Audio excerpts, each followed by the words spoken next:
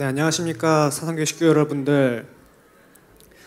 오예배로 이 자리에 함께 하신 우리 사상교회 식구 여러분들을 진심으로 환영합니다. 감사합니다. 우리 이 시간 양옆 식구들과 함께 인사하기 원합니다. 잘 오셨습니다. 다시 한번 인사하기 원합니다. 이 자리에 함께 하신 우리 식구 여러분 사랑하고 축복합니다.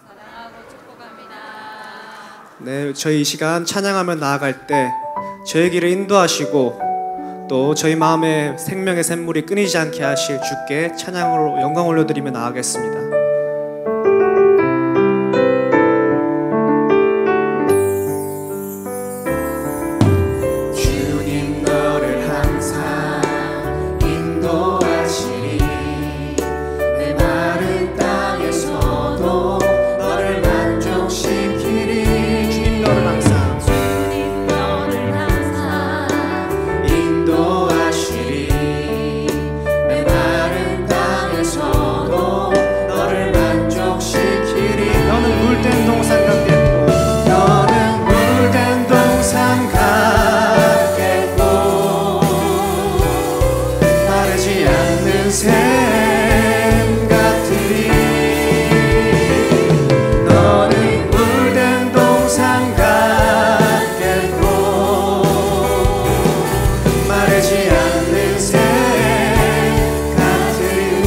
다시 한번 찬양할 때 양옆 식구들을 바라보며 축복하겠습니다.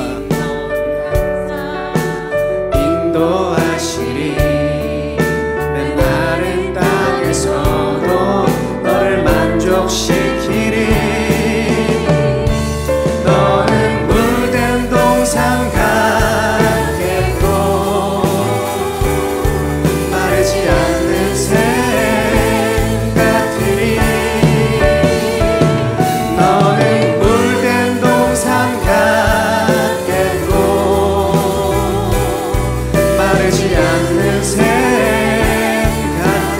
앞뒤로 축복하겠습니다.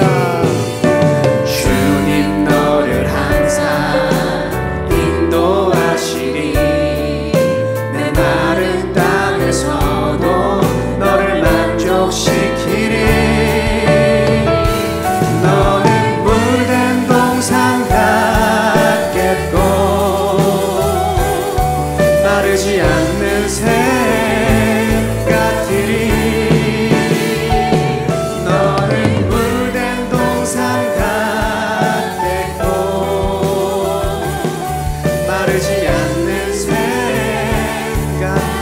너는 물된 동산 같겠고 너는 물된 동산 같겠고 마르지 않는 샘 같으리. 너는 물된 동산 같겠고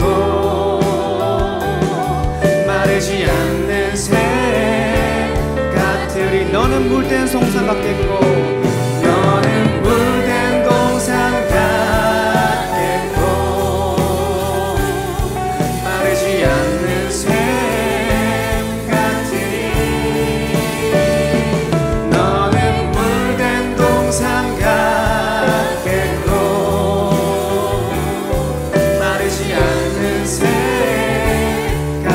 마지막으로 물된 동산.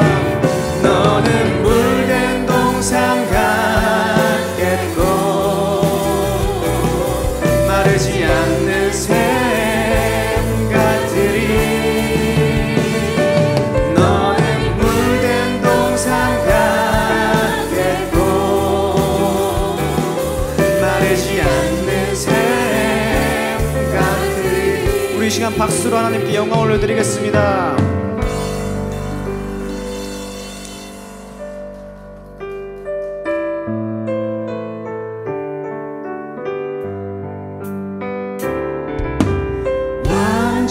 완전하신 나의 주 그의 길로 날 인도하소서. 행하신 모든 일 주님의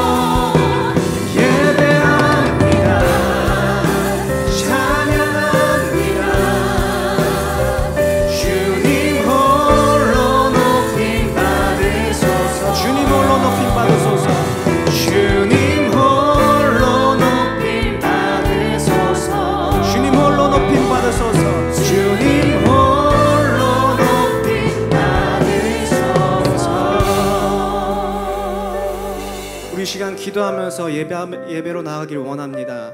이 시간 완전하신 주께서 우리 예배를 받으실 때 우리 예배가 주님 받으시기 합당한 예배가 되길 원하고, 또 이 시간 목사님께서 전하시는 말씀 가운데 주께서 친히 역사하셔서 저희 가운데 그 은혜가 충만히 임하길, 이 시간 주여 한번 부르며 기도하면서 나아가겠습니다.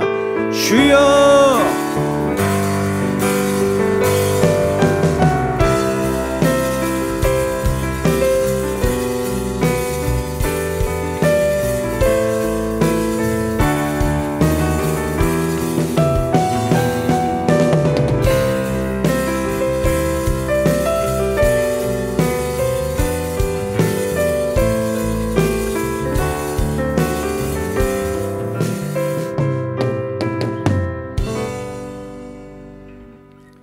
기도드리겠습니다. 사랑의 아버지 하나님, 오전 시간부터 이 시간까지 주의 전에 나와서 찬송과 기도와 예배를 드릴 수 있게 해주셔서 감사합니다. 이 시간 주님의 피로 구하신 형제 자매들이 예배의 자리에 나와 머리 숙였습니다. 저희들의 감사의 찬양과 경배를 받아 주시옵고, 이 시간 우리들에게 위로와 평강과 축복받는 귀한 시간 되게 하여 주시옵소서. 오늘 맥주 감사주의를 맞이하여 그동안 이 세상을 살면서 하나님의 은혜를 얼마나 생각하며 얼마나 감사하며 살았는지 생각해 봅니다. 지옥으로 가야 할 죄와 사망의 권세에서 살고 있는 저희들을 위하여 속죄물로 독생자 예수님을 보내주셔서 믿음으로 의롭다 하심을 받은 우리들입니다. 지금까지 살아오게 하심과 인도하심에 감사하는 생활을 더욱더 열심히 하는 저희들 되게 하여 주시옵소서. 저희들의 잘못을 용서하여 주시옵고, 하나님의 거룩한 영으로 사로잡아 주셔서 더욱더 하나님과 동행하며 주님의 피 묻은 십자가를 기억하며 살아가는 하나님의 자녀들 되게 하여 주시옵소서. 지금 국내외적으로 전쟁과 역병과 여러 모양의 재난들이 있습니다. 욕심과 이권의 다툼에서 해방되어 화해와 용서의 역사가 일어나게 하여 주시옵소서. 이러한 어려운 때에 더욱더 우리들은 자신을 돌아보고 회개하며 용서를 구하는 저희들 되게 하여 주시옵소서. 이 지역에 주님이 피 흘려 세우신 사상교회를 기억하여 주셔서 교회 내 여러 기관과 부서에서 진행하는 사업들과 함께하여 주시고, 또 추진 중인 비정관 건축의 모든 성도들이 합심하여 동참하고 잘 추진되게 하여 주시옵소서. 모든 성도가 교회와 더불어 세상에서 빛과 소금의 글을 잘 수행할 수 있게 하여 주시고, 모든 성도가 교회 일에 적극 협력하고 봉사하는 일에도 게으르지 않게 저희들의 심령을 강건하여 주시옵소서. 아버지 하나님, 이 시간 영육간의 어려움을 겪고 있는 성도들이 있습니다. 육신의 질병과 경제적 어려움, 여러 가지 일들에서 해방시켜 주시고 물질의 축복도 내려주시옵고, 더욱 굳센 믿음의 자녀로 살아갈 수 있게 은혜 내려 주시옵소서. 교회 내에 여러 봉사자들이 있습니다. 특히 지난주 선교활동으로 일본 시베츠 교회 페인트 선교가 있었습니다. 주님의 일과 교회를 위하여 보이지 않는 곳에서 충성하고 봉사하는 손길 위에 축복하여 주시고, 주께서 주시는 기쁨이 그 가운데 충만하게 역사하여 주시옵소서. 예배 중에 특송 순서가 있습니다.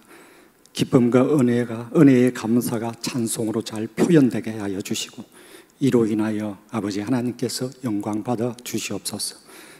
지금은 말씀 듣는 시간입니다. 다니엘 세우신 권지득 목사님을 성령으로 인도하여 주시고, 이방인의 감사라는 제목의 말씀에 저희의 심령이 깨어지는 역사가 일어날 수 있도록 함께하여 주시옵소서.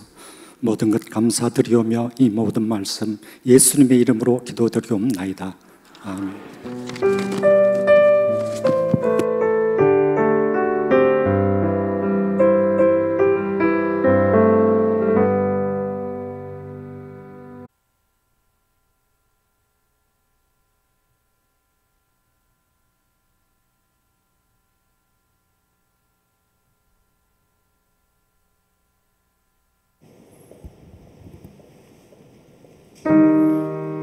내 몸 이대로 주 받아주소.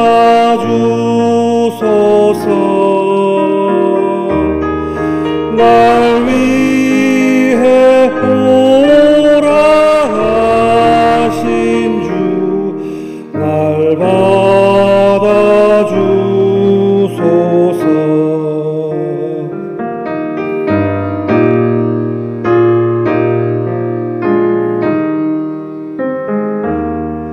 나 주의 도움 받고자 주 예수님께 빕니다. 그 구원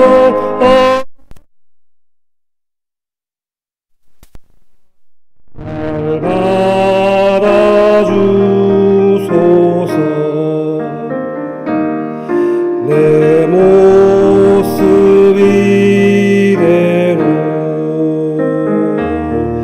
주 받아주소서.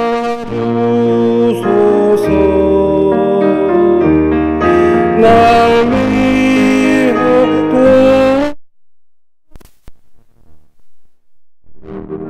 날 받아주소서.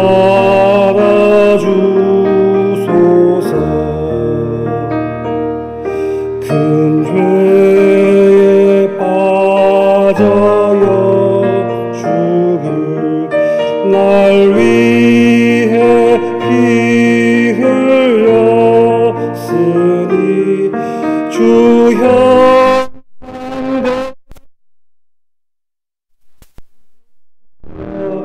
날 받아주소서. 내 모습 이대로 주 받아주소서. 날 위해 돌아 날 받아주소서.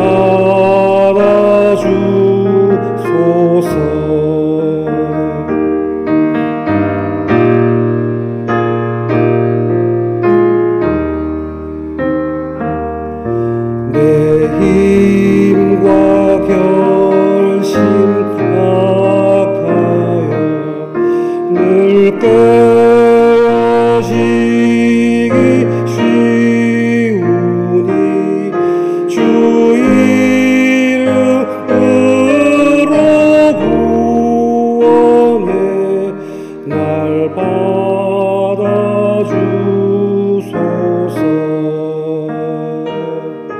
내 모습 이대로 주 받아주소서.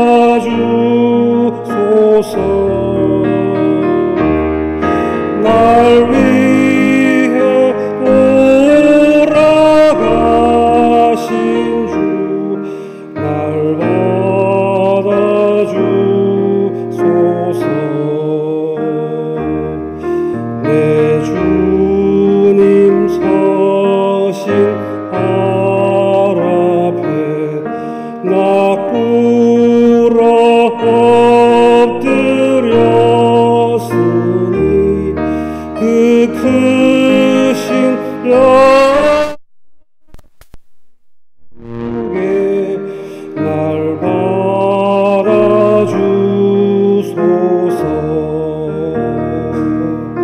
내 모습 이대로 주 받아주소서.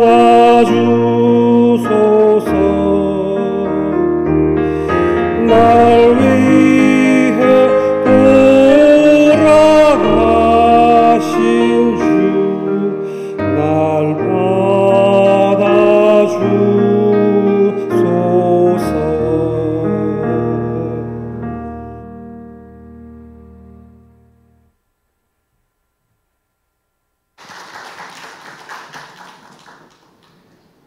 신앙 고백이 느껴지는 특송이었습니다. 너무너무 감사합니다.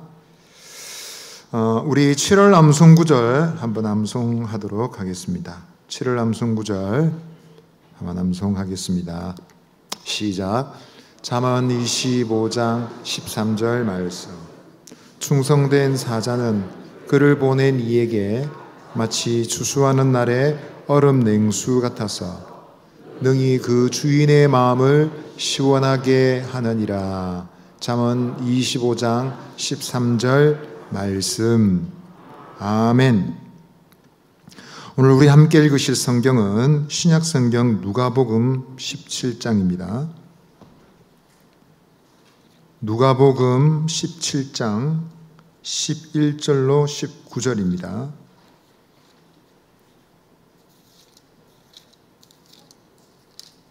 누가복음 17장 11절로 19절 말씀입니다.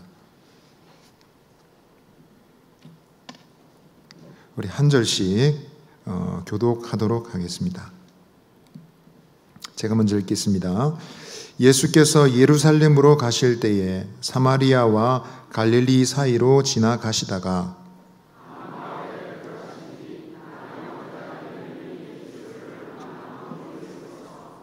소리를 높여 이르되 예수 선생님이여 우리를 불쌍히 여기소서 하거늘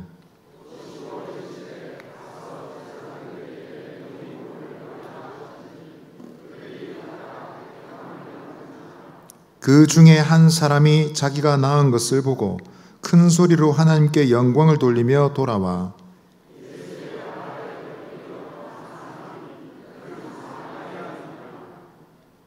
예수께서 대답하여 이르시되 10사람이 다 깨끗함을 받지 아니하였느냐? 그 9은 어디 있느냐?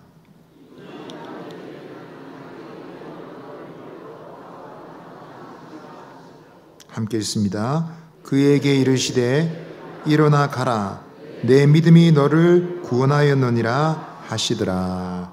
아멘. 우리 서로 믿음의 말로 서로를 권하겠습니다. 이렇게 말씀하시겠습니다. 예수님 안에 좋은 일이 있습니다. 한번 더 하시겠습니다. 예수님 안에서 잘 되어가고 있습니다. 아멘. 조그만 시골 교회를 목회하고 있는 어떤 목사님이 텃밭을 가꾸고 계셨습니다. 그 밭에 배추를 가득 심어놓고 정성을 들여서 가꾸고 계셨는데 어느 가을날 그 밭을 가꾸는 일이 쉽지 않았습니다. 가을 햇볕은 너무도 뜨겁고 그 밭에 나 있는 잡초들은 어찌나 많은지 아무리 뽑고 뽑아도 잡초가 다 뽑힐 기세가 보이지 않았습니다. 좀 힘들어서 짜증이 슬 올라오려고 그러는데 그때 마귀가 나타났습니다. 그리고는 말했습니다. 목사 양반, 이래도 범사에 감사할 수 있겠소? 이래도 하나님께 감사할 수 있겠소? 라고 말했습니다.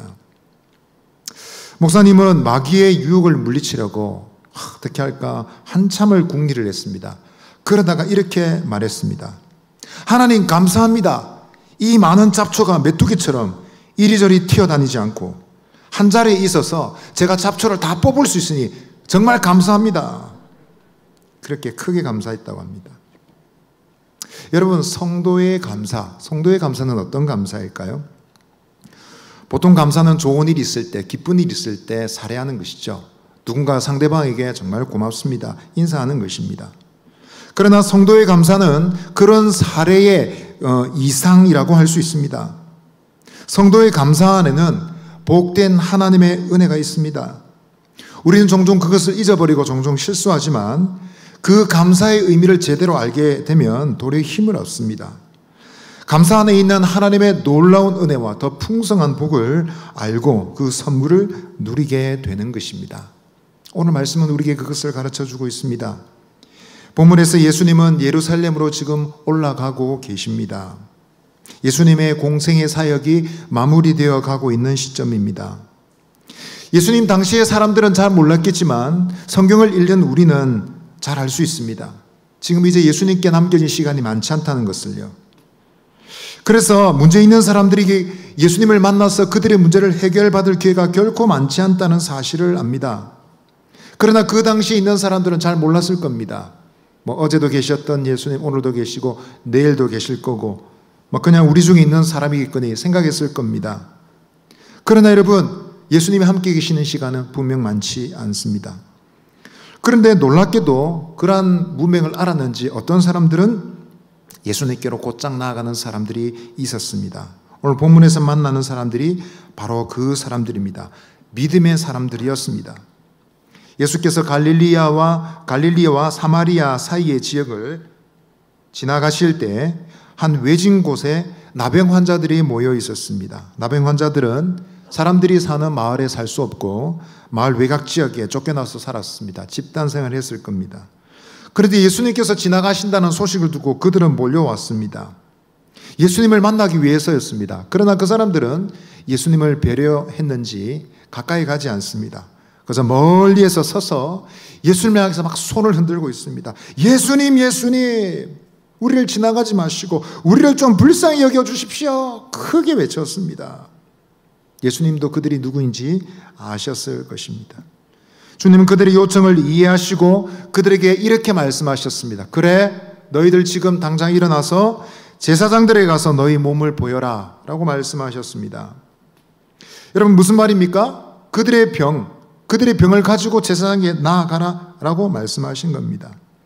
이 말을 명하신 예수님도 놀라우신 분이시지만 그 말을 듣고 간 병자들도, 나병 환자들도 대단한 사람들이다 할 수 있습니다. 왜냐하면 그 사람들이 제사장을 향해서 걸음을 뗐을 때, 제사장을 향해서 가기로 결정했을 때 여전히 그들에게는 아무 일도 일어나지 않았기 때문입니다.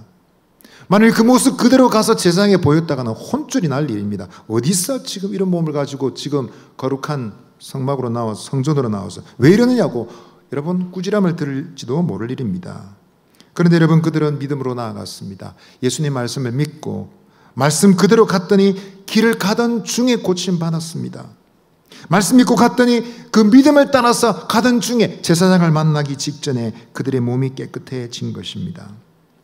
이 일만 생각해도 그 자체가 매우 기쁘고 놀랄 일입니다. 기뻐 뛸 일입니다. 그러나 그 일 뒤에 있었던 한 일이 이 사건의 의미와 그 가치를 더 깊게 만들고 있습니다.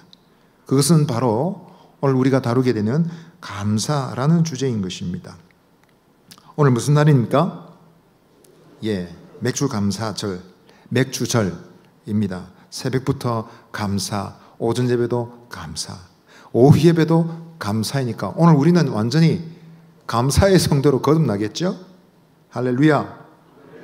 여러분, 우리의 삶의 가치와 의미를 더 깊게 만드는 것이 감사라면 그러한 감사는 어떻게 가능할 수 있을까요?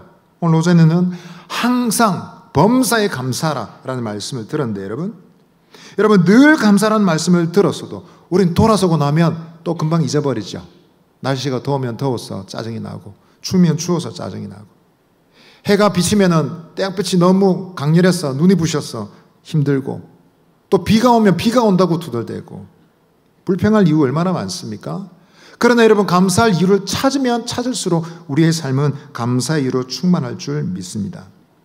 늘 감사라는 말씀을 알면서도, 누구보다 잘 알면서도 잘 잊어버리는 우리, 사실 우리의 지식에 문제가 있지는 않습니다. 그런 말씀을 몰라서 실천을 못하는 것은 아닙니다. 그러나 오늘 여러분 살피는 이 말씀이 오늘 우리에게 유익이 되어서 우리의 마음에 새로운 습관을 만들고 하나님이 기뻐하시는 삶을 살게 되는 동력이 될 줄 믿습니다. 감사의 삶은 어떻게 가능할 수 있을까요? 감사의 유익을 어떻게 우리는 누릴 수 있겠습니까? 오늘 저는 세 가지를 나누겠습니다. 첫 번째로 한번 따라 하시겠습니다. 감사는 은혜의 가치를 인정하는 것입니다. 한 번 더 따라 하시겠습니다. 감사는 은혜의 가치를 인정하는 것입니다. 오늘 15절 16절 말씀 다시 읽어보겠습니다. 시작. 그 중에 한 사람이 자기가 낳은 것을 보고 큰 소리로 하나님께 영광을 돌리며 돌아와 예수의 발 아래에 엎드려 감사하니 그는 사마리아인이라. 아멘. 예수님께 고침받은 나병 환자는 모두 10명이었습니다. 10명이 손을 흔들었고 10명이 예수님 우리를 좀 불쌍히 여겨주십시오. 그랬더니 예수님이 10명 모두에게 말했습니다. 너희들 모두 다 가서 제사장에게 너희 몸을 보여라.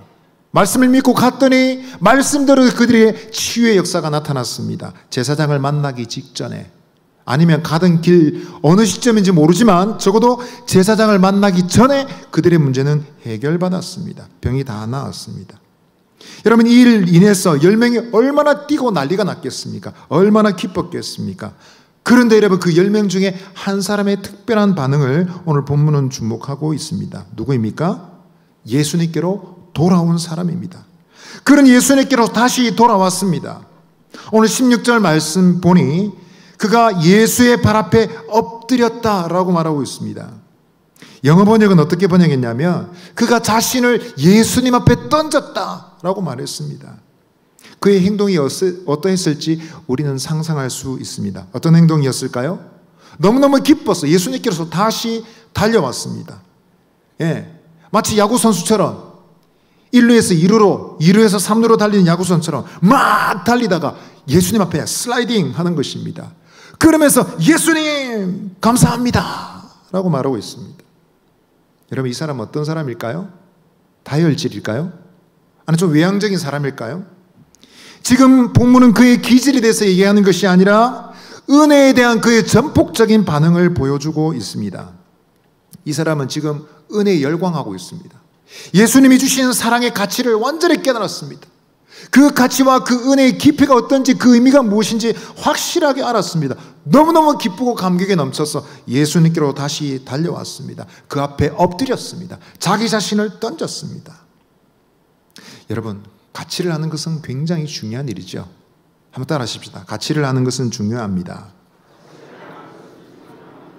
저는 어린 시절 일찍부터 신문 배달을 했습니다. 굉장히 긴 시간 동안 신문 배달을 했습니다. 신문 배달을 왜 했느냐? 그 복잡한 사연을 지금 다 말씀드릴 수 없고요. 적지 않은 시간 동안 제가 아르바이트를 했는데 제가 어린 나이에 벌써 목돈을 받게 되었습니다. 그 당시 돈으로 3만 원, 4만 원, 5만 원은 굉장히 큰 돈이지 않습니까?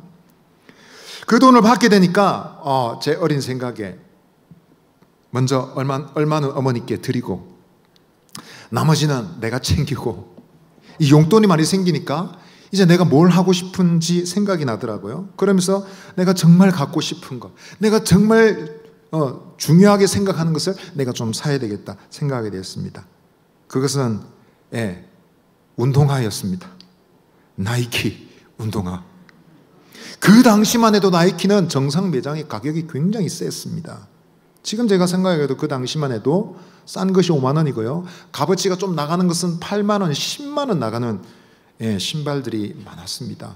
그거 생각하면 오히려 지금은 가격이 좀 떨어진 것 같습니다. 지금도 비슷하지 않습니까? 그런데 감히 정상 매장에 가서 제가 살 돈은 안 되고 그래도 나이키는 사고 싶고 그래서 보세집을 제가 갔습니다. 제가 그 당시만 해도 보세집 그 안에 물건들이 다 진짜라고 생각했거든요. 한동안 제가 진짜라고 생각했습니다. 그게 진짜가 아니라는 것을 최근에 알았어요. 예.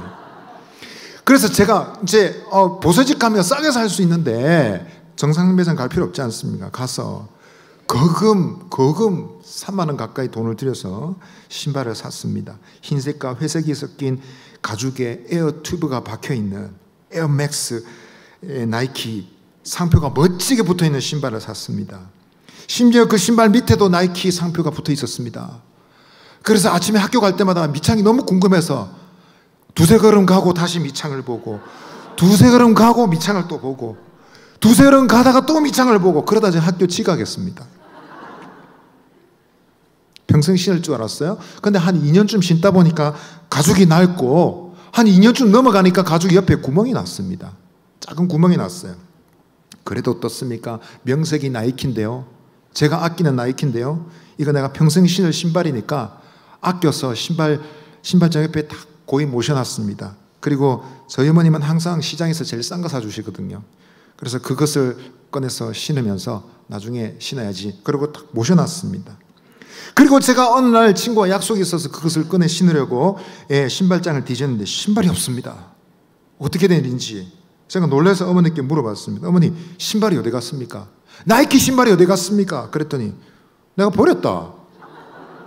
왜 버리셨습니까? 옆에 구멍 나서 버렸다. 그건 못 신는 거 아니냐? 아니죠. 나이키인데요. 나이키. 아무리 원망하고 발을 동동 굴려봐도 신발은 이미 없어졌습니다. 얼마나 안타까운 일인지요. 그대로 저희 어머님은 자꾸 제가 소중하게 여기는 것을 제 말도 없이 제 허락도 없이 버리신다는 걸 제가 알게 되었습니다. 제가 잘 입는 옷이나 조금 이상하다 싶으면 버리셨습니다. 어떤 날은 제 방에 들어오셔서 그러십니다. 야, 이 책 안 보는 거 좀 갖다 버리라. 그러십니다. 제가 가진 물건 중에 비싼 것은 별로 없습니다. 정말 저에게 소중하고 가치 있는 것이란 것은 책입니다. 저는 책이 없으면 안 됩니다. 제가 하는 일도 책이 없으면 할 수가 없는 일입니다. 그런데 저희 어머님은 그 책이 한낱 그냥 낡은 때가 묵은 먼지가 든 종이로만 보이시는 것입니다. 야, 니 이거 다 안 보잖아. 안 보는 거 좀 갖다 버려라. 그러면서 제가 어떤 책은 제가 91년부터 고이고이 간직하면서 자필로 묵상 기록이 가득히 남아있는 규칙 좀 한가 있는데 그거 나갔으니까 다 갖다 버리라는 겁니다. 기겁할 일이죠. 그래서 제가 어머니께 부탁을 했어요. 어머니, 제가 나가면 제 방에 절대로 들어오지 마시고 어지러져 있더라도 손대지 마시고 버리시는 거 절대 안 됩니다. 절대로 안 됩니다. 그렇게 살았습니다. 세월이 지나서 저는 지금 다른 여인과 함께 살고 있습니다. 그런데 저희 집에 있는 다른 분이 제 주변을 지금은 정돈하고 있습니다. 나름대로 괜찮다고 생각했던 옷들이 그 아내에게는 그렇게도 마음이 들지 않았던가 봅니다. 결혼하고 한 1, 2년 지나고 나자 어느 날 갑자기 자루 2개를 가지고 나타났습니다. 그리고는 그 자루에 제 옷을 다 넣으라는 겁니다. 왜요? 왜 옷을 넣습니까? 다 넣으세요. 다 넣었더니 버리자 그럽니다. 이걸 왜 버립니까? 그랬더니 버려야 된대요. 제가 눈치를 보니까 많이 참았어요. 한 1, 2년 정도 참았습니다. 제가 데이트할 때 입고 나갔던 제가 최고의 옷이라고 생각했던 그 옷을 뒤에 얘기를 하는데 세상에 그 옷을 보고 백화점에서 나타나는 순간 도망가고 싶더랍니다. 그랬던 옷을 2년 동안 참았으니까 감사한 거죠. 그 눈치를 보니까 지금 제가 반대하면 안 되겠더라고요. 그래, 알았어요. 그러면서 처분이 다 됐습니다. 그거는 제가 지금 미련 없습니다만 지금까지 제 마음에 아픈 것은 뭐냐면 제가 대학생 수련회 때 입었던 그 유니폼이 있습니다. 우리 찬양팀이 함께 있었던 유니폼. 제가 그것은 두고두고 제가 가보로 여기고 평생 간직하리라 생각했었는데 그게 없어졌어요. 그때 딸려서 없어졌는지 그 뒤에 없어졌는지 모르겠지만 저는 분명히 제가 처분하지 않았습니다. 근데 없어졌어요. 제가 아내에게 말하면 한마디를 말하면 10마디로 대답을 합니다. 지금 제가 생각할 때 유품 같은 그 옷이 없어진 게 아직까지도 제 마음에 상처가 없어지지 않았습니다. 물론 제가 그 옷이 중요하다는 것을 제가 말을 해줬어야 됐었죠. 그 일이 나에게 중요한 거니까 그게 중요한 거니까 손대지 말아주세요. 얘기를 못한 저의 잘못일 겁니다. 제가 드리는 말씀은 이건 주관적 가치죠. 제가 소중하게 여기는 가치는 남들은 잘 모를 수 있습니다. 그러나 제가 소중하게 여기는 가치는 저에게는 적어도 중요하다라는 것입니다. 이처럼 여러분 누군가에게 중요한 가치를 우리가 알아주지 못하면 그 사람을 잘 도울 수가 없습니다. 우리가 도와준다고 생각한 것이 오히려 그 사람에게 큰 피해를 남길 수 있는 문제가 될 수 있는 것입니다. 여러분 우리가 하나님께 드리는 감사는 어떤 것일까요? 그 감사는 하나님의 주관적 관점에 따라서 중요한 것입니다. 예배 드리는 게 뭐가 중요합니까? 봉사하는 게 뭐가 중요합니까, 여러분? 믿음을 지키고 성도를 돌보는 게 그게 무슨 중요합니까? 세상 사람들이 볼 때는 하등 가치 없어 보입니다. 그거 한다고 돈이 나옵니까? 쌀이 나옵니까? 말로 그렇게 힘을 뺍니까? 이 일요일날 이 화창한 날씨에 밖에 가서 놀아도 모자랄 시간에 왜 그렇게 재밌게 예배당에 따분하게 앉아 있습니까? 세상 사람들이 볼 때는 별 가치가 없어 보입니다. 그러나 여러분 이런 일은 하나님께는 중요한 가치, 소중한 가치이더라라는 것입니다. 감사는 무엇일까요, 여러분? 하나님께서 귀하게 여기시고 소중하게 여기시는 그 가치를 가치 있다라고 말하는 것이 감사다라는 것입니다. 우리가 여러분 평소에 감사합시다 맨날 감사합시다 이런 말을 많이 들으면서도 잘 안 되는 이유는 감사가 무엇인지에 대해서 우리 자신만의 정의가 내려져 있지 않아서 그렇습니다. 여러분 감사는 무엇입니까? 말로 그냥 감사합니다 라고 하는 것이 아니라 감사는 하나님의 은혜를 아는 것입니다. 하나님의 은혜를 알고 그게 합당한 가치를 매겨드리는 것입니다. 여러분 누군가 여러분 지나가신데 여러분 옷을 두고 집사님 그거 시장에서 그거 5,000원 주고 샀어요? 이런 말하면 어떤 기분 들까요? 이 사람 나를 무시하나? 그런 생각 들지 않겠습니까?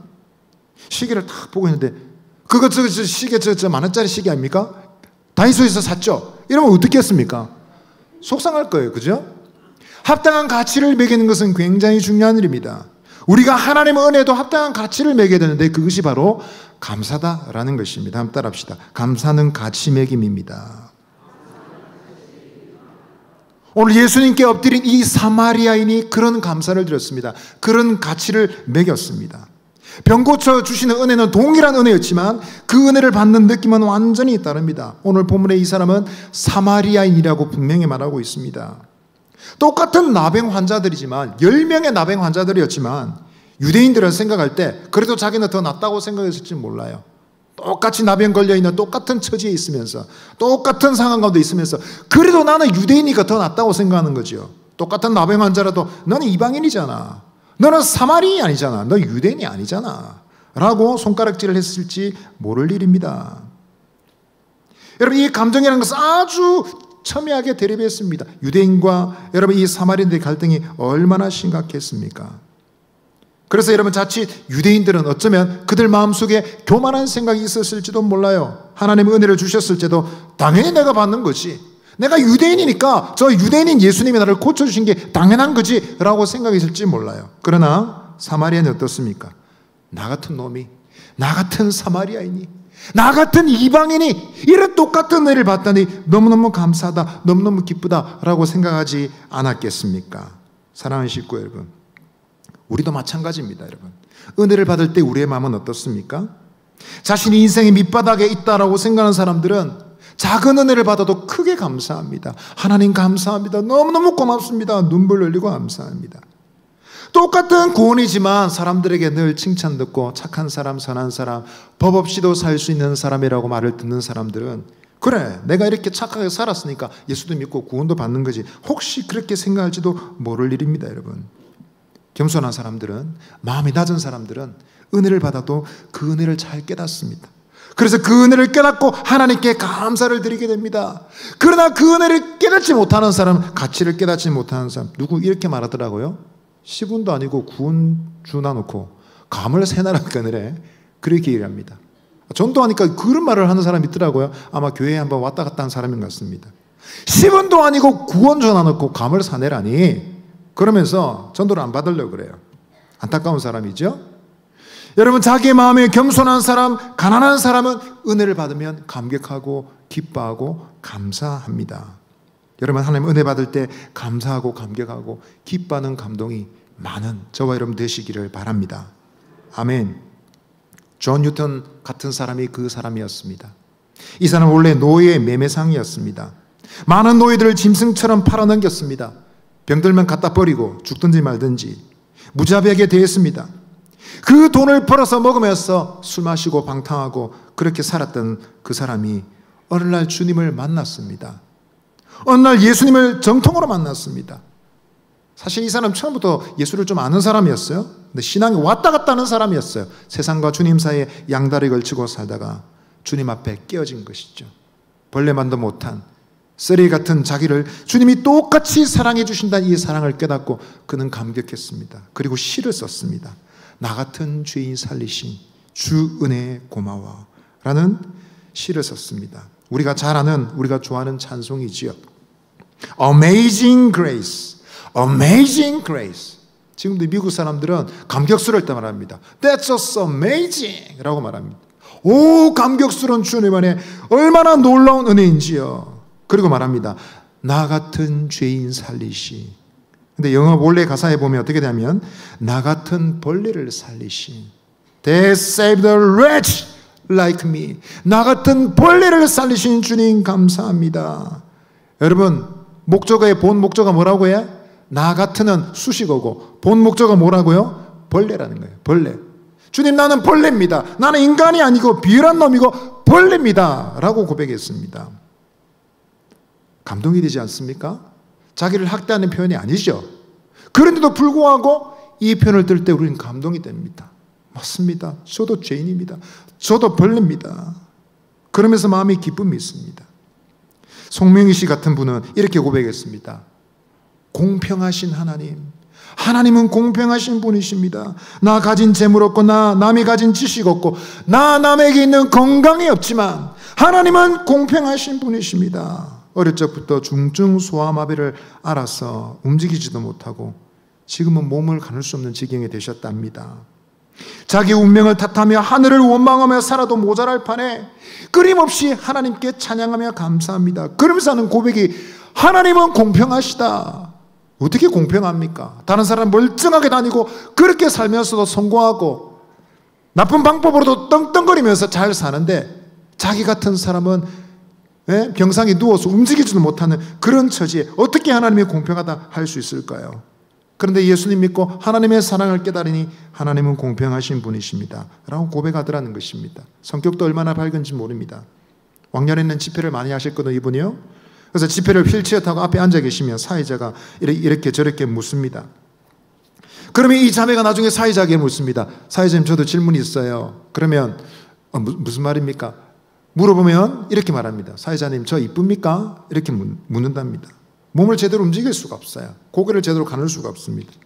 근데 그런 몰골을 하고 있는데 제가 이쁜가요? 묻습니다. 그럼 사회자가 굉장히 당혹스럽죠. 예, 이쁘십니다. 그러면 이렇게 송명이시니 그 다음 묻는답니다. 그래요? 그러면 저랑 사귀실래요? 이렇게 말한답니다. 마음이 밝지 않으면 할 수 없는 표현입니다. 하나님이 주신 은혜가 얼마나 귀한 줄 아니까 그 영혼이 어둡지 않습니다. 고난 가운데 있어도 하나님은 공평하시다 고백하며 하나님을 찬송할 수 있습니다. 믿음의 식구 여러분, 우리는 얼마나 하나님께 감사하고 있습니까? 어떤 감사를 드리고 있습니까? 저는 노예 매매상 같은 중죄를 저지른 적이 없습니다. 그래서 감사의 간격이 별로 없네요. 혹시 그렇게 생각하진 않습니까? 그 감사라는 건 꼭 죽었다 살아날 때나 아니면 죽을 병 걸렸다 고침받았을 때나 하는 거 아닙니까? 큰 사고에서 구사일생으로 목숨을 건졌을 때 하는 그런 감사 아닙니까?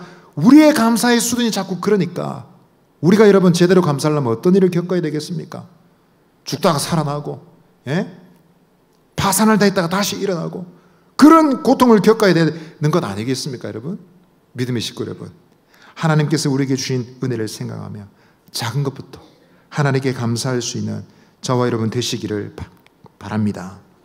아멘. 감사는 하나님 은혜의 최고의 가치를 매김입니다. 하나님 은혜의 가장 적절한 가치 매김이 감사이다는 사실을 기억하시기를 바랍니다. 우리 서로에게 말합시다. 감사로서 하나님의 은혜에 가치를 매깁시다. 예. 감사할 때마다 하나님의 은혜가 빛이 난다는 사실을 우리는 꼭 기억해야 되겠습니다. 두 번째로 한번 따라하시겠습니다. 감사는 예배입니다. 오늘 17절 18절 말씀 다시 읽겠습니다. 시작. 10사람이 다 깨끗함을 받지 아니하였느냐? 그 아합은 어디 있느냐? 이 이방인 외에는 하나님께 영광을 돌리러 돌아온 자가 없느냐? 여러분, 주님이 주신 은혜의 가치를 아는 사람은 하나님께 감사한다 했습니다. 그런데 중요한 것은 이러한 가치 매김, 이러한 가치로 하나님께 드리는 감사, 주님께 드리는 감사가 결국은 예배의 아름다운 표현이 된다는 것입니다. 여러분, 감사는 예배의 본질을 만족시키는 표현입니다. 오늘 사마리아는 큰 소리로 하나님께 영광을 돌리며 예수님께 돌아왔습니다. 그리고 예수님 앞에서 그 몸을 던져서 감사했다라고 분명히 말하고 있습니다. 16절에 감사했다. 그런데 여러분, 그 감사의 행동을 보시고 예수님께서 18절에 뭐라고 말씀하셨습니까? 뭐라고 말씀하셨습니까? 이 이방인 외에는 하나님께 영광을 돌리러 돌아온 자가 없느냐? 주님께 드리는 감사, 감사의 고백, 그것이 하나님께 영광을 돌리는 표현이 된다라는 것입니다. 예배의 방법, 경배의 방법이라는 것입니다. 여러분, 우리가 노래하고 우리가 찬양하고 우리가 여러분 예배 모임 참석하면서 하나님께 영광을 돌릴 수도 있지만 여러분, 정말 주님께 의미가 있고 주님께서 귀하게 보시는 예배 행위가 바로 감사이다라는 것입니다. 저는 이것을 생각할 때 하나님의 은혜를 경험할 때 사람들의 반응이 다 다르지 않겠느냐 이런 생각이 듭니다. 대표적으로 두 부류가 있는 것 같습니다. 하나는 할렐루야형 있고요, 하나는 놀렐루야형입니다. 한번 따라합시다. 할렐루야형. 두 번째 한번 따라합시다. 놀렐루야형. 할렐루야형은 어떤 사람들일까요? 하나님이 은혜 주시고 기도 응답받고 기적을 체험하면 어떻게 됩니까? 오, 하나님 감사합니다. 주님을 찬송합니다. 주님은 정말 위대하신 분이십니다. 그러면서 하나님께 막 찬양을 드리는 겁니다. 근데 놀렐루야형은요, 기도 응답받고 나면 오, 내 기도도 응답되네. 와, 이거야, 내 기도도 영험한가 봐. 신통한가 봐. 내 기도도 무슨 능력이 있나 봐 라고 생각하는 사람입니다. 자기 자신이 예배드리고 자기 자신이 내가 막 헌금을 드리고 내가 내 11조를 드렸어 이러면서 자기 때문에 막 감동하는 사람들이 있습니다. 네, 물론 그것도 필요합니다. 그걸 너무 탓할 수는 없어요. 근데 얘기를 들여다보면 야, 이분의 감격과 감사의 포인트가, 기쁨의 포인트가 좀 주님께 좀 더 있으면 좋겠다, 이런 아쉬움이 느껴질 때가 있습니다. 여러분. 자, 여러분 묻겠습니다. 여러분들은 할렐루야 형입니까? 놀렐루야 형입니까? 어떻습니까? 자, 옆 사람에게 이렇게 말씀하십시다. 할렐루야 성도 됩시다. 네. 우와, 내 기도가 영감가 봐. 나도 뭐 좀 되네. 나도 뭐 좀 되네. 이야, 대단한데. 나도 좀 뭐 어깨에 힘을 주면서 괜찮나 봐 생각하는 사람 곤란합니다, 여러분. 하나님이 도와주시고 은혜 주셨는데 그것은 온데간데 없고, 예, 학생들 어떻습니까? 시험 잘 성적 좋게 나오면 어떻게 하면 뭐라 그럽니까? 인터뷰하면 항상 뭐라 그러죠? 어떻게 하면 당신 같은 학생 같은 좋은 수능고사 점수를 얻을 수 있습니까? 라고 하면 뭐라고 그럽니까? 항상 하는 말이, 예, 교과서 중심으로 공부했습니다. 네, 기본에 충실했습니다. 학원 안 갔습니다. 수백만 원짜리 가에 놔놓고는, 예, 마이크 들이대고 카메라 들이대면 딱 그래 말합니다. 학원 안 갔습니다. 예, 교과서 중심으로 했습니다. 내가 열심히 했습니다 라는 거죠. 예. 우리가 주님을 칭찬하고 주님을 자랑하다가 여러분 자랑이 늘어나면 나중에 자기 자랑 되는 경우가 얼마나 많습니까? 그래도 내가 신앙생활을 몇 년인데, 내가 교회에서 뭐 했는데, 내가 뭐 이거 했는데, 내가 이만큼 헌금하고 내가 이만큼 봉사했는데, 자기도 모르게 그런 말이 막 나오는 분들이 있습니다. 그런 얘기를 길게 듣고 있는 것이 좀 힘이 들어요. 근데 말을 하기가 좀 그렇습니다. 여러분, 우리는 본질적으로 마음이 교만한 사람들입니다. 교만은 특별하게 나쁜 사람들이 저지르는 죄가 아니고요, 우리 다 가지고 있는 속성입니다. 조그만 여러분 잘된 일 있으면, 조그만 사람들이 나를 칭찬해주면 어깨에 힘이 들어가죠. 그래서 제가 좀 열심히 했어요. 제가 그 정도는 합니다. 예, 그 이상은 좀 할 수 있습니다 라고 자기를 드러내기 시작합니다. 그러나 여러분, 깨닫는 성도, 예배드리는 성도는 하나님께 감사드리는 사람입니다. 성경은 분명히 감사가 예배라는 사실을 말해주고 있습니다. 시편 50편 23절 함께 읽어보겠습니다. 시작. 감사로 제사를 드리는 자가 나를 영화롭게 하나니 그 행위를 옳게 하는 자에게 내가 하나님의 구원을 보이리라. 아멘. 감사의 제사, 감사로 제사 드리는 것, 양을 바치고 염소를 바치는 것이 아니라 하나님께 감사를 드리는 것이 주님이 제사를 받으시는 것으로 여긴다는 거예요. 그 제사를 받으실 때 비로소 하나님이 내가 영화롭게 되었다라고 말씀하시는 것입니다. 시편 106편 1절은 말합니다. 할렐루야, 여호와께 감사하라. 그는 선하시며 그 인자하심이 영원함이로다. 여호와께 감사하라. 여호와께 감사하라. 예배란 말이죠. 하나님께 예배하라, 이 말을 다른 표현으로 여호와께 감사하라 라고 말하고 있습니다. 믿음의 식구 여러분, 감사가 예배라면 이러한 예배로 하나님을 기쁘시게 하는 저와 여러분 되시기를 바랍니다. 오늘 본문에서 주님은 분명히 그런 사람을 찾고 계십니다. 이 이방인 외에는 없느냐? 고침받은 사람 10사람이지 않느냐? 이 10사람의 9사람은 어디 갔지? 9사람은 도대체 어디 간 거야? 라고 반문하고 계십니다. 고쳐주실 때 그렇게 말씀하진 않았어요. 너희 다 고침받고 나서 내한테 와서 감사해라, 살해해라, 그렇게 말씀하진 않았어요. 그냥 고쳐주셨습니다. 은혜를 베풀어 주셨습니다. 그러나 여러분, 이 사마리아인 와서 감사하고 감사를 표현할 때 예수님 비로소 말씀하십니다. 9명은 어디 갔지? 어디 간 거야? 그러니까 주님 마음속에는 기대하시는 거예요. 하나님께서 은혜 주시고 기적의 능력, 치유의 능력을 허락해 주실 때는 그 은혜를 깨닫고 감사하는 감사의 고백을 기대하셨다라는 것입니다. 감사는 여러분, 주님이 기대하시는 것입니다. 주님이 받기를 원하시는 예배가 되는 것입니다. 우리가 잘 아는 신앙 고백도 그것을 가르치고 있습니다. 하일델베르크 교리문답 제2문은 이렇게 말하고 있습니다. 당신이 이 위로의 축복 가운데서 기꺼이 살고 죽기 위해서 몇 가지를 알아야 됩니까? 그리스도의 삶이 어째 됩니까? 라는 질문이죠. 답은 이렇습니다. 첫째는 나의 죄가 커서 비참한 상태에 있다는 것이요. 둘째는 내가 어떻게 나의 모든 죄와 그 비참한 결과에서 해방되었는가를 아는 것이요. 셋째는 그러한 구속에 대하여 내가 하나님께 드려야 될 감사가 무엇인지를 아는 일이다 했습니다. 성도의 삶은 무엇입니까, 여러분? 죄로 인해서 내가 위기에 처했다라는 것입니다. 또한 동시에 그 죄가 어떻게 해결된지 나는 결코 잊지 않겠다. 예수님이 십자가에서 나의 죄를 다 사하셨다. 이 사실을 절대로 잊지 않겠다는 것입니다. 그리고 그러한 구속의 은혜에 대해서 나는 감사하고 내 평생에 감사의 삶을 살겠다라는 결단이 성도의 삶이다라는 것입니다. 그런데 여러분, 하이델베르크 교리문답 그 이후에는 그러면 어떻게 감사할 거냐라는 사실을 구체적으로 설명하고 있는데요. 그걸 한마디로 말하자면 십계명 비롯해서 하나님이 주신 계명을 준수하는 것으로 보았습니다. 하나님의 계명을 지키고 주의 말씀을 따라 사는 삶이 그 감사의 편이다라는 것입니다. 믿음의 식구 여러분, 우리가 왜 열심히 살아야 될까요? 우리가 교회 생활을 왜 열심히 해야 되겠습니까? 왜 예배 빠지지 않고, 왜 헌금을 최선을 다하고, 우리가 왜 상김과 봉사에 최선을 다해야 되겠습니까? 오해하시는 분들이 많습니다. 가까이 가서 얘기를 딱 들어보면 제가 볼 때는 분명히 예수님 믿는 분이신 것 같은데 신앙 고백이 분명히 없지 않아 있습니다. 분명히 있습니다. 있는데 이분이 잘 모르시는 것 같아요. 그래서 어떻게 하면 천국 갈 수 있습니까? 물으면 대부분의 분들이 그렇게 말씀하십니다. 열심히 해야죠. 뭐를 열심히 해야 됩니까? 신앙생활 열심히 해야죠. 그래요? 그럼 천국에 어떤 사람 들어갈 수 있습니까? 예배도 안 빠지고요, 충성하고요, 믿음 생활을 열심히 하는 사람이 갈 수 있습니다. 제가 마음이 무거워져요. 그러면 제가 묻습니다. 집사님, 그럼 저도 천국 못 갈 것 같은데요. 네, 저도 제가 열심히 그다지 시원찮거든요.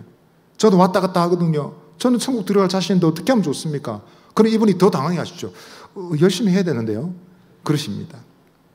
우리가 왜 열심히 해야 될까요, 여러분? 천국 가기 위해서가 아닙니다, 여러분. 여러분 열심히 해서 천국 갈 수 있습니까? 예? 교회에 다니는 사람들이 열심히 할까요? 종교적 열심은 우리가 절을 못 따라갑니다. 절에 있는 사람들은 새벽 2시에 일납니다. 한겨울에 여러분 찬물로 목욕 제례하고 3시부터 예불 드립니다. 예. 3시, 4시가 되면 어김없이 예불 종소리가 띵 들립니다. 제가 밤새 와서 막 바빠가 준비하고 하면 항상 정확한 시간에 예불 소리가 들리거든요. 이야, 무섭다. 무서워. 나는 준비가 아직 안 끝났는데 저 사람은 벌써 예식이 시작됐구나. 종교적 열심으로는 다른 종교 못 따라갑니다, 여러분. 우리 열심으로 천국 못 들어갑니다. 그럼 왜 열심히 해야 될까요? 우리의 열심과 모든 섬김은 하나님의 주신 은혜에 대한 보답이다라는 것입니다. 한번 따라 하십시다. 충성은 은혜에 대한 보답입니다. 예, 맞아요. 충성과 열심과 봉사는 하나님이 주신 은혜에 대한 반응을 보이는 것입니다. 은혜는 이미 끝났습니다. 하나님이 우리를 불러주시고 그리스도 안에서 우리 죄 용서해 주셨습니다. 믿습니까? 여러분 천국 가실 수 있습니까? 예, 10분밖에 안 하시네요. 제가 복음 설교로 다시 해야 될 것 같습니다. 여러분 천국 갈 수 있습니까? 예. 우리 천국 갈 수 있습니다, 여러분. 그럼 왜 열심히 해야 됩니까? 그 은혜를 기억하고 보답하는 삶을 사는 것입니다. 왜 봉사하는 사람들이 쉽게 지칠까요? 아유, 막 봉사는 올해까지만 하고 내년 좀 편하게 쉬란다. 왜 그런 생각이 들까요? 왜 봉사하겠습니다 하니까 중간에 사람들이 사라지고 일꾼이 없어질까요? 왜 새해가 되면 봉사자가 부족해서 봉사자를 모집합니다. 사람이 필요합니다. 그러면 제가 바빠서 못하겠습니다. 왜 도망가고 왜 이런 현상이 생기는 것일까요? 제가 볼 때는 감사의 실종입니다. 우리 영혼의 참된 감사, 하나님 은혜에 대한 깨달음, 그에 합당한 감사가 없기 때문에 여러분 봉사가 괴로운 겁니다. 열심히는 해야 되겠는데 내가 천국 들어가면 열심히 해야 되니까 봉사는 하겠다 했는데 해보니까 만만치 않거든요. 힘들거든요. 매일 주일 아침마다 나와서 교사하고 교회 청소하고 봉사하고 섬기고 하는 일이 쉽지 않거든요. 그러니까 하긴 해야 되겠는데 할 자신 없고 왔다 갔다 하는 겁니다. 그러나 여러분 주님이 주신 은혜를 확신하는 사람은 기쁨이 있습니다. 잘 못해도 다시 일어날 수 있습니다. 부족해도 게으름의 늪에 빠져도 주님 은혜 감사합니다 하고 털고 다시 일어나서 충성할 수 있는 것입니다. 할렐루야. 열심이 아니라 은혜에 대한 감격이 우리에게 필요한 것입니다. 감사의 회복이 우리에게 필요한 줄 믿습니다. 아멘. 한번 따라 하십시다. 감사를 회복합시다. 한번 더 따라 하십시다. 감사는 예배입니다. 마지막으로 한번 따라 하겠습니다. 감사는 능력입니다. 오늘 19절 말씀 다시 읽겠습니다. 시작. 그에게 이르시되 일어나 가라. 내 믿음이 너를 구원하였느니라 하시더라. 아멘. 여기서 너를 구원하였느니라 이 말은 단순히 천국 간다는 뜻이 아닙니다. 이것은 무슨 표현일까요? 내 믿음이 너의 문제를 해결했다. 네 믿음이 너의 장애에서 너의 질병에서 너를 건져 올려느니라 이런 뜻입니다. 믿음으로 말미암아 천국 갈 뿐만 아니라 이 땅에 있는 문제와 질병과 고통의 문제까지도 다 해결하는 이유가 되었다라는 것입니다. 주님께서 칭찬해 주신 것이죠. 네 믿음이 너를 구원하였느니라 평안히 가라 말씀하셨습니다. 이것은 무슨 말일까요, 여러분? 그의 믿음을 보셨어요. 그의 감사를 받으셨어요. 그리고 그 믿음이 여전히 너에게 있다면 또다시 너의 삶의 어려움과 고난에서 너를 건질 것이다 라는 약속이 되는 것입니다. 그래서 여러분, 감사는 믿음을 통해서 주시는 하나님의 능력의 통로가 되는 것입니다. 아멘. 기쁜 순간에도 은혜에 대한 보답으로 여러분, 감사를 받으실 분은 주님이시다 기억하고 주님께 드리는 감사, 소중한 믿음이죠. 주님 이것을 여러분 쉽게 생각하시겠습니까? 소홀하게 생각하시겠습니까? 오늘도 저희 초등 일부는 달란트 잔치를 했습니다. 이런 행사가 있으면 아이들은 꼭 크고 작은 선물을 받거나 간식을 받거든요. 그런데 그 간식을 다 나받은 아이들은 꼭 그 중에 어떤 아이들은 이런 아이들이 있습니다. 지가 받은 거 가지고 와가지고 목사님 하나 드세요 그럽니다. 먹어보라는 거예요, 저보고. 근데 깜짝 놀라죠. 왜냐하면 이런 행동을 하는 애들이 거의 없습니다. 그 나이 때 애들은 다 자기중심적이기 때문에 남들을 생각하는 게 잘 안 됩니다. 근데 그 아이는 항상 그럽니다. 와서 하나 드셔보세요. 하나 드셔보세요. 근데 오늘 뭐 준 건 아니고 지가 장난감 받아서 좋다고 딱 내밀더라고. 그거 내 주겠다고 하니까 아니 그건 아니고요. 이러면서 갖다 대보세요. 이러면서 표현을 하는 거예요. 제가 볼 때는 그 아이만의 감사의 표현으로 보입니다. 제가 이런 아이를 어떻게 보게 될까요? 물론 교육자는 공평해야 되겠지만 한 번이라도 이런 아이는 더 눈길이 더 가는 겁니다. 마음이 흐뭇한 겁니다. 생각이 나는 겁니다. 주님도 그렇지 않겠습니까? 여러분 10명 다 고침받았지만 감사합니다 라고 엎드린 한 사람을 보시고 어떻게 보셨을까요? 한 번이라도 더 귀하게 생각하시고 한 번이라도 생각나지 않겠습니까? 그 지역 지나갈 때 그 고침받은 사람 중에 한 사람 그래 참 귀한 믿음이었지. 한 번이라도 주님이 더 생각하시지 않겠습니까? 여러분 감사는 주님으로 하여금 우리를 떠올리게 만드는 통로가 되는 것입니다. 그런 사람에게 여러분 주님 은혜 더 주시지 않겠습니까? 능력을 주시고 또다시 능력을 주시고 너의 감사로 너의 믿음으로 말미암아 내 모든 문제에서 네가 구원받게 될 것이다. 그래서 여러분 감사를 능력의 통로로 그에게 허락해 주시는 것입니다. 여러분 잘 아시는 넬슨 만델라 대통령, 남아프리카 대통령이었죠. 얼마 전에 세상 떠났습니다. 이 사람은 세계 정상 중에 국가의 정상 중에 가장 오래 감옥에 있었던 사람이 자그마치 27년 감옥살이 했습니다. 감옥에서 추록할 때 이 사람이 제대로 삶을 살 수 있을까? 다 쭈그러져서 너덜너덜해서 나오지 않을까 걱정했습니다. 그런데 놀랍게도 70세 나이에 당당하게 걸어서 감옥을 씩씩하게 걸어서 나왔습니다. 사람들이 취재하고 막 촬영하는데 든든한 건강한 모습으로 나왔습니다. 그래서 여러분 물었습니다. 다른 사람들은 5년만 감옥살이도 몸이 망가지는데 어떻게 해서 27년 동안 옥살이하면서도 건강할 수 있었습니까? 물었더니 이렇게 말했습니다. 예, 저는 감옥에서 늘 하나님께 감사했습니다. 항상 하나님께 감사하기도 드렸습니다. 하늘을 보고 감사하고 땅을 보고 감사하고 물을 마시면서도 감사드렸습니다. 음식 먹을 때도 감사하고 강제 노동할 때도 하나님께 감사드렸습니다. 늘 감사했기 때문에 저의 건강을 지킬 수 있었습니다 라고 말했습니다. 이 사람은 나중에 노벨 평화상도 받고 대통령도 당선이 되었습니다. 감사하는 사람은 여러분 어려운 위기도 극복합니다. 하나님께 감사하는 사람에게 하나님은 기적의 능력을 베풀어 주십니다. 할렐루야. 찰스 스펄전 목사님 말했습니다. 촛불 빛에 감사하면 전등 빛을 주시고 전등 빛을 보고 감사하면 달빛을 주시고 달빛에 감사하면 햇빛을 주시고 햇빛에 감사하면 천국의 빛을 주십니다 했습니다. 할렐루야. 우리가 작은 일에도 감사하면 하나님이 더 큰 빛과 더 큰 은혜를 주시고 위대한 기적을 경험하게 하실 줄 믿습니다. 전문 의사들의 연구에 하면 이 감사하는 생활이 놀라운 힘을 가지고 있다고 합니다. 이 감사가 심지어 사람의 뇌 구조를 바꾼다고 합니다. 뇌 속에 긍정 에너지를 만들어내고 좋은 신경 전달 물질을 만들어낸다고 합니다. 그래서 그 정보를 알고 수많은 사람들을, 예를 들어 우울증을 앓고 있던 어떤 애기 엄마가, 혹은 골치 아픈 골머리를 싸매고 있는 기업의 경영자들이, 그리고 수많은 사건과 사고가 일어나는 군대의 지휘관들이 그 힘을 사용하기 시작했습니다. 그래? 감사가 에너지가 힘이 있다면 내가 그것을 사용하겠다. 감사하자, 감사하자. 어떤 사람들이 신앙도 없어요. 근데 감사합니다, 감사합니다 이 말을 했더니 여러분 놀라운 에너지가 그 속에 일어납니다. 여러분 믿지 않는 사람들도 감사의 능력을 사용하고 있다면 하물며 믿는 사람들이 얼마나 더 써야 되겠습니까? 그 감사의 에너지는 다름이 아니라 성도들에게 가장 먼저 주신 줄 믿습니다. 사랑하는 여러분, 감사는 능력입니다. 이 능력을 사용하시기를 바랍니다. 여러분의 삶이 아직 잿빛으로 덮여 있습니까? 근심과 걱정의 먹구름이 덮여 있습니까? 그렇다면 여러분 그것을 걷어내십시오. 어떻게 해요?